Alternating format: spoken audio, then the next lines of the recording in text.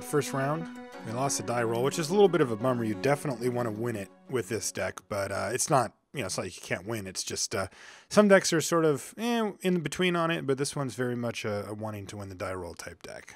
And do we have a mulligan here? No, absolutely not. Not even close, really. If we get desperate, we can cycle Choking Tethers. Ooh, nice. In the meantime, let's get some beatdowns going. Now we just need one of our 3s, and we've got infinite 3-drops, so we're pretty likely to have one. The beginning of each upkeep. Oh, if it's enchanted, yeah, sure. Yeah. Alright, there's our 3-drop. Will he trade? Probably, but I think that's okay.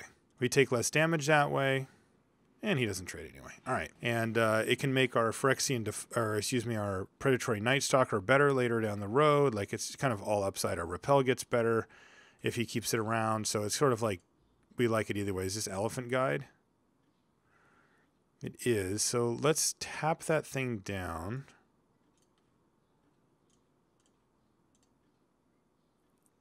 But he is going to start getting some tokens. We're going to be able to kill that thing eventually, but it's going to take a little while. So, awkward. But we must forge on with the beats. So that makes this a lot worse. Unless, of course, he wants to start chumping, which we would like. Chump? No, alright. Make a mercenary, and we're just going to have to repel this thing next turn here. And what we're hoping for is that he wants to cash in his saprolings for like a Carnophage so we can actually make our Nightstalker better. Alright, well, we're getting value here, though we are taking 9. Which is a little awkward.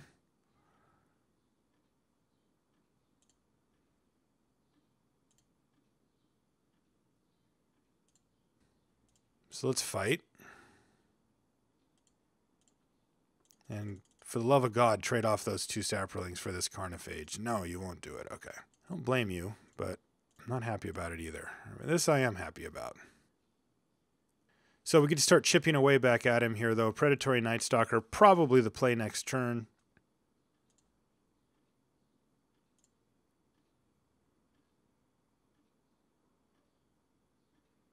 We drop down to 5. Go down to 4 here.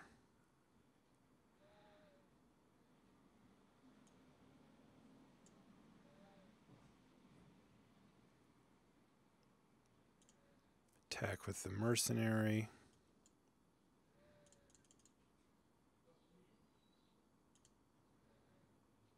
And yeah, let's just go for the Nightstalker.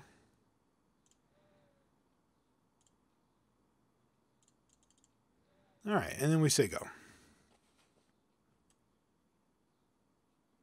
Oh, geez. All right. I'm assuming that isn't very good at this point, but it might be. So he shouldn't really have any attacks here, and he doesn't. And I'm not going to pay this. Wow, that's pretty good, too. That is a pretty strong draw. I think we just attack with both.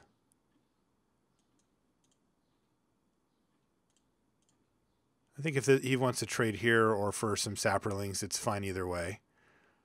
I do want to dwindle his board down as much as possible. All right, that seems fine. And I think I just Dark Hatchling away the Dream Pod Druid here.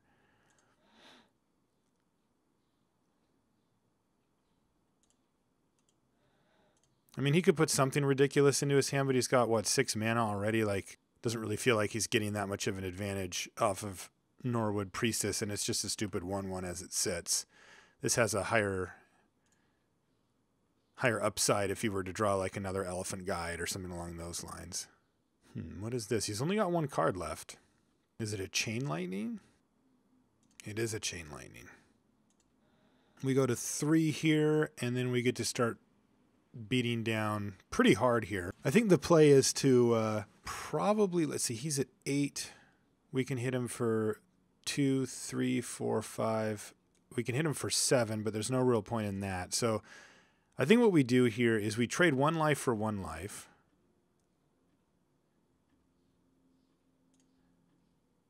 Ah, that's a good draw. That's a really nice little draw here. Yeah, so now I think we just beat down for half of his life total, play Phyrexian Defiler, and just leave up Counterspell. And that should do it, I think.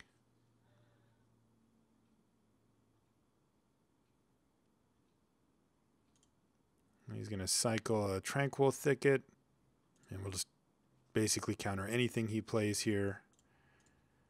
Doesn't really matter what it is. All right, so we eked that one out, even though he had a pretty good start there, but not great against us. Like, our deck is not going to lose. I mean, we almost lost. Like, don't get me wrong. If he had done one more damage at any point, we would have lost to that Chain Lightning. But still, I have to say that, like, we're pretty strong against the type of strategy that he's going for here. Rescind is probably pretty decent just against his double Elephant Guide deck. We've also got the Repel here. Tethers does a decent job against him. Night Stalker, probably still worth holding on to. Though he did seem to have a pretty decent amount of expendable creatures. But we've got a lot of ways to keep the pressure on and really try to get him. I'll cut one Tethers for one Rescind here just as a nod to the... All right, is this a keep? Yes, it is. Draw an island and have Ophidian on turn 3, which is great. If we draw any land, we can have Mercenary on turn 3, which is great. And if we don't, we can cycle Rescind, which looks like the worst card in our hand because it's double blue with no blue mana symbols, but it actually is totally fine because we can just cycle it. As it sits, we're probably just going to Fledgling Djinn on turn 2, though. Well, that doesn't seem nearly fair, does it? A 5/5 on turn 2? All right, well, we've got our work cut out for us. There's no doubt about that. So we do find a land, but we really need to get an island here, or we are going to die pretty quickly. If we get an island, then that Jungle Worm is going to be stuck in his hand for a while. This thing doesn't untap as normal. He has to do a bunch of stuff to make that happen. The question is just, do we want to... I feel like the best play is just to play Fledgling Djinn and either chump block or just get it going and then see what we draw next turn, because we can't cast Repel for a turn anyway, so we're going to have to just take some hits here. And so if we don't draw an island, then we can cycle Rescind and just try to get deeper. And we can chump block with Fledgling Djinn if it comes to that. But this is very annoying. If this thing could block, then it would be totally fine. We could double block and just take it out, but no such luck. All right, he's got nothing else, so island? Not an island. Also, getting to that would be fine too, but I don't think we have that kind of time. So let's cycle Rescind and hit an island. All right.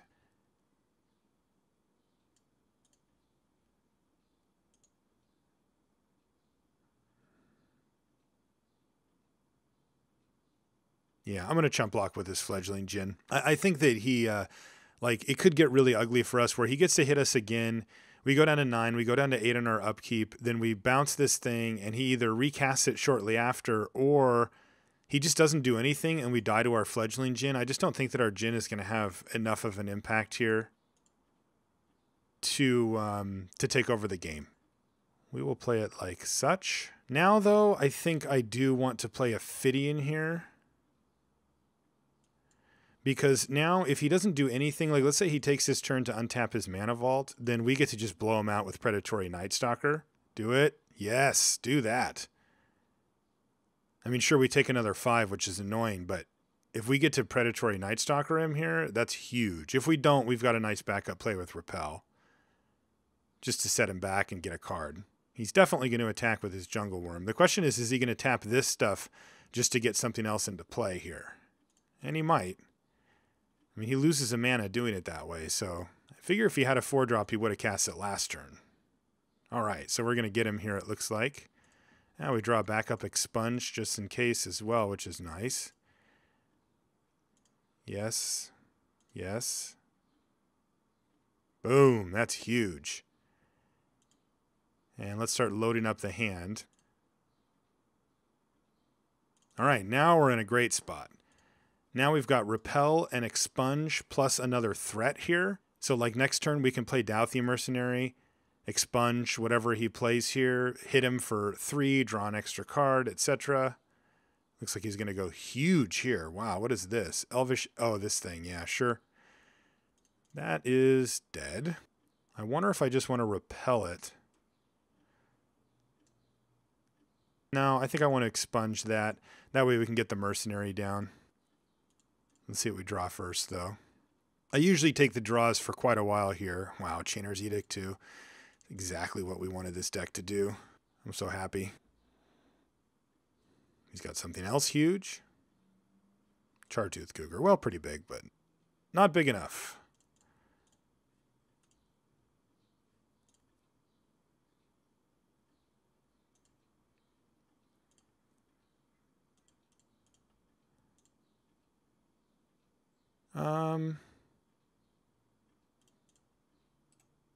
Yeah, let's start pumping.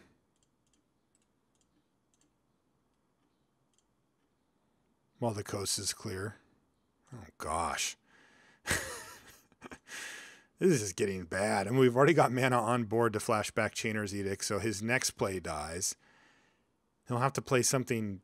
Like, if he's got 4 creatures, he'll play one of his worst creatures that can still block. Like if he has like a 2/2, he would do it, but he just sees the writing on the wall, and he doesn't even know what we had in our hand, which was just more beatings. I wonder if we could just kill him 2, 3, 4, 5, 6. If he only casts 1 creature, we could just attack for lethal anyway. But so that was round 1. We'll see you guys in round 2.